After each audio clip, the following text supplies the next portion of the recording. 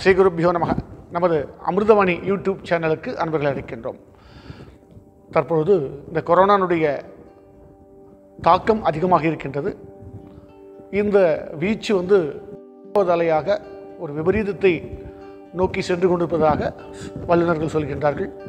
இதற்கு நிறைய ஆயத்த பணிகள்லாம் மேற்கொண்டிருக்காங்க. இதை தடுக்கிறதுக்கு, இதிலிருந்து மக்களை காப்பாற்றுவதற்காக. குறிப்பாக நமது தேசத்தில் இந்த தாக்கம் அதிகமாக இருக்கும் என்று கணக்கிட்டு இருக்கின்றார்கள். ஆன்மபலம் மிகுந்த பூமி நமது தேசம்.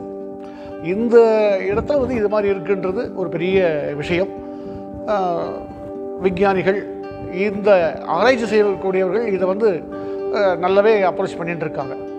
இருந்தாலும் ஆன்மபலத்தையும் சேர்த்து கொண்டு, தெய்வ பலத்தையும் சேர்த்து கொண்டு பெரிய பெரிய மகான்கள், சித்தர்கள், மகா புருஷர்கள் வாழ்கின்ற பூமி, இவர்களுடைய தபஸ் சக்தியினால், ஆன்ம பலத்தினால் மேற்கொண்டு இந்த அரசு சொல்லக்கூடிய விதிகளையும் நாம் இணைந்து நம்ம செய்தவையானால் நிச்சயமாக இந்த கொரோனா தாக்கத்திலிருந்து நாம் மீண்டு விடுவோம் அப்படிங்கிற ஒரு நம்பிக்கை இருக்கின்றது. இதற்கு பலர் பலவிதமான வழிகளை கையாள்கின்றார்கள். நம்ம கூட போன வாரம் இங்கே தன்வந்திரி ஹோமம்லாம் பண்ணினோம். இப்போது ஆலயம் வழிபாடு பக்தர்களுக்கு அனுமதி இல்லாமல் ஆலயம், ஸ்ரீமடம் எல்லாமே இருக்குது. இது மாதிரி தான் எல்லாம் தமிழகம் முழுக்க இப்படி தான் இருக்குது. ஒரு பக்தர் மத்தியில் இயக்கம் இருந்தாலும் வேறு வழி இல்லை. அரசாங்கம் சொல்வதை நம்ம கேட்டுக்கொண்டு தான் ஆகணும். இந்த சூழ்நிலையில் இப்போ ஒரு 3 அப்பீல் நாங்கள் வேண்டுகோளாக வைக்கின்றோம். நமது ஸ்ரீமடத்தை பொறுத்தவரையில் மெயின்டெனன்ஸுக்கு நிறைய செலவாகுது. எலக்ட்ரிசிட்டி, சேலரி, மற்ற பூஜைகள், ஹோமங்கள். நம்ம எந்த வேறு பிரதிபலனும் இல்லாமல் நம்ம ஹோமெல்லாம் பண்ணிகிட்ருக்கோம். இன்னும் சில திட்டங்களை நம்ம அறிவிக்க போகிறோம். இதுக்கெல்லாம் போதிய நிதி தேவைப்படுகின்றது. மாதாந்திர மெயின்டெனன்ஸுக்கு நிதி தேவைப்படுகிறது. இதெல்லாம் விட கோசாலை கிட்டத்தட்ட 63 கோமாதாக்கள் இருக்கின்றாங்க நம்ம கோசாலையில். இந்த கோமாதாக்களுக்கு நம்ம லாக்டவுன்லாம் ஒன்றுமே பண்ண முடியாது. இந்த காலகட்டத்தில் அன்பர்கள் வழக்கமாக வழங்கக்கூடிய அன்பர்கள் கூட இப்பொழுது அவர்கள் தர முடியாத சூழ்நிலை இருக்குது எல்லாருக்குமே. ஏன்னா இப்போ வணிகம் எல்லாமே கொஞ்சம் டிஸ்டர்ப் ஆகிருக்கு. அதனால் இந்த லாக்டவுன் பீரியடில் எப்படி பண்ண போகிறோன்னே ஒன்றுமே புரியல. இருந்தாலும் அந்த 63 கோமாதாக்கள், அந்த ஜீவராசிகளை நம்ம பட்டி போட முடியாது. அதுக்கு உண்டான மாதிரி எல்லாம் வைக்கோல் எல்லாமே நம்ம டம்ப் பண்ணி ஆகணும். ஒரு குறிப்பிட்ட காலகட்டத்தில் நம்ம எல்லாமே சால்வ் பண்ணோம். அவங்களுக்கு சேல்ரி, பராமரிக்கிறவங்களுக்கு சேல்ரி, எலக்ட்ரிசிட்டி, மெடிக்கல் எக்ஸ்பென்சஸ் எவ்வளவு நம்ம வேர் பண்ணி தான் ஆகணும். எதையுமே தவிர்க்க முடியாது. அதனால் அன்பர்கள் முடிந்த அன்பர்கள் இந்த ஒரு கோரிக்கையை ஏற்று ஒத்துழைக்குமாறு கேட்டுக்கொள்கின்றோம். வேறு எதுவும் நாங்கள் அப்பீல் பண்ணல. என்ன முடியுமோ இது இப்போ டிஸ்கிரிப்ஷனில் நம்ம பேங்க் அக்கௌண்ட் டீட்டெயில்ஸ்லாம் நாங்கள் தரோம். அன்பர்கள் முடிந்த அன்பர்கள் கொஞ்சம் ஒத்துழைத்து கோமாதாவிற்கும் ராயருடைய சன்னிதானத்திற்கும் உதவிடுமாறு கேட்டுக்கொள்கிறோம். இப்போ அக்ஷயா கோசாலை ஒரு அந்த கட்டுமான பணி ஒரு ஃபினிஷிங் ஸ்டேஜில் போயிருக்கு. நிறைய பேர் கேட்கலாம், இப்போ இந்த கிரைசிஸ் பீரியடில், இந்த லாக்டவுன் பீரியடில் இப்போ அந்த கட்டுமான பணி அவசியமான வேறு வழி கிடையாது. இப்போ பாதியில் நிறுத்த முடியாத ஒரு சூழ்நிலை. ஒரு ஸ்டேஜ் எப்படி நிறுத்தி தான் ஆகணும்.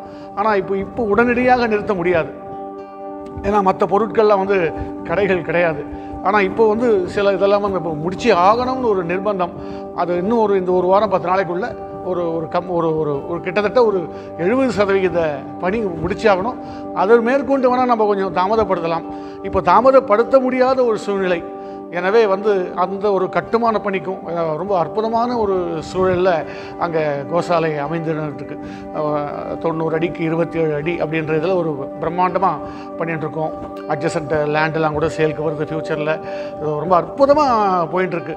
அங்கேயும் குறிப்பாக எடுத்து போட்டு இந்த லாக்டவுன் பீரியட்லேயும் சின்சியராக எடுத்து போட்டு பண்ணிட்டுருக்காங்க. அவங்களுக்கெல்லாம் ஒரு ஆத்மார்த்தமாக சொல்கிறோம். அவங்களுக்கெல்லாம் எங்களுடைய மனமார்ந்த நன்றி, வாழ்த்துக்கள். இப்போ இதெல்லாம் இந்த ஒரு கிரைசிஸ் பீரியட்லேயும் இப்படி தூரம் நடக்கிறது, ஒத்துழைப்போடு நடக்கிறது. இந்த ஃபண்ட்ஸ் எல்லாம் வச்சு பண்ணிடணும்னாக்கா சீக்கிரம் அதை கம்ப்ளீட் பண்ணலாம். இதெல்லாம் விட ஒரு முக்கியமான ஒரு வேண்டுகோள், ஒரு தீபம் ஏற்றக்கூடிய ஒரு சூழ்நிலை. இது ஒரு திட்டத்தை ஏற்படுத்த போகிறோம். இங்கே அகண்ட தீபம் ஒரு 30 பேரை இங்கே நம்ம மடத்துலேயும் கோவில்லையும் கோசாலை சம்மந்தப்பட்டவங்களையும் ஒரு அகண்டமாக பாராயணம் பண்ணுற மாதிரி பிளான் பண்ணுறோம். யார் யாரெல்லாம் கொரோனாவில் எஃபெக்ட் ஆனாங்களோ அவங்களுக்கெல்லாம் பிரார்த்தனை பண்ணுற மாதிரி அகண்ட பாராயணம். அப்படியே தொடர்ந்து பாராயணம் அங்கங்கே அவங்கவுங்க இருக்கக்கூடிய இடத்துலையே. ஏன்னா இங்கே யாரும் வர முடியாது, ஆலயத்திற்கோ மடத்திற்கோ யாரும் வர முடியாது. அவரவர்கள் இருக்கக்கூடிய இடத்துலையே வீட்லேயோ அவங்க எங்கே இருக்காங்களோ அங்கேயே வந்து பாராயணம் பண்ணுற மாதிரி ஒரு டைம் செட்டப்பெல்லாம் இங்கே வந்து ப்ரோக்ராம் பண்ணிட்டு இருக்கோம். இங்கே மடத்தில் எனக்கு கோயில் என்ன பண்ண போகிறோம்னா அகண்ட தீபம் ஏற்ற போகிறோம். ஒரு பிரம்மாண்டமாக நெய்வேலி தீபம் வந்து கொரோனா அஃபெக்ட் ஆனவங்களுக்கு ஒரு சங்கல்பம் பண்ணி தீபம் ஏற்ற போகிறோம். அதுக்கு வந்து ஒரு குறைந்தபட்சம் 100 ரூபா தான் போட்டிருக்கோம். ஒரு குறைந்தபட்சம் அந்த தீபத்துக்கு வந்து 100 ரூபான்னு ஒரு சங்கல்பத்துக்கு போட்டிருக்கோம். சுவாமிக்கு பால் அபிஷேகத்துக்கும் ஒரு 100 ரூபா தான் போட்டிருக்கோம். விநாயகருக்கும் சரி ராயருக்கும் சரி. இந்த டிஸ்கிரிப்ஷனில் வந்து பேங்க் டீட்டெயில்ஸ்லாம் தரோம். தயவுசெய்து யார் எஃபெக்ட் ஆகிருக்காங்களோ அவங்களுக்கு கொடுங்க. கொரோனாவில் எஃபெக்ட் ஆனவங்க பேர் வந்து இலவசமாகவே நாங்கள் சங்கல்பம் பண்ணுறோம். இதை வந்து தீபம் ஏற்றுறவங்க வந்து ஒரு பிரார்த்தனையாக வந்து சங்கல்பம் பண்ணிக்கலாம்.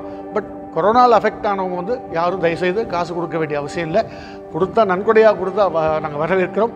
ஆனால் அவங்களுக்காக இங்கே சங்கல்பம் பண்ணி அவங்களுக்காகவே இந்த தீபம் ஏற்றுறோம், பாலாபிஷேகம் பண்ண போகிறோம். இதற்கு வந்து மற்றவர்கள் வந்து ஒரு சங்கல்பம் பண்ணுற மாதிரி ஒரு பிளான் வச்சுருக்கோம். எனவே இந்த திட்டத்தில் அன்பர்கள் பங்கு கொண்டு எல்லாம் வல்ல ஸ்ரீ ராகவேந்திர சுவாமியுடைய குருவர்களுக்கும் ஸ்ரீ பிரசன்ன விநாயகர் சுவாமியுடைய பேரர்களுக்கும் கோமாதாவினுடைய அருளுக்கும் பாத்திரம்படி கேட்டுக்கொள்கின்றோம். நன்றி, வணக்கம். ஸ்ரீ குருப்யோ நமஹ.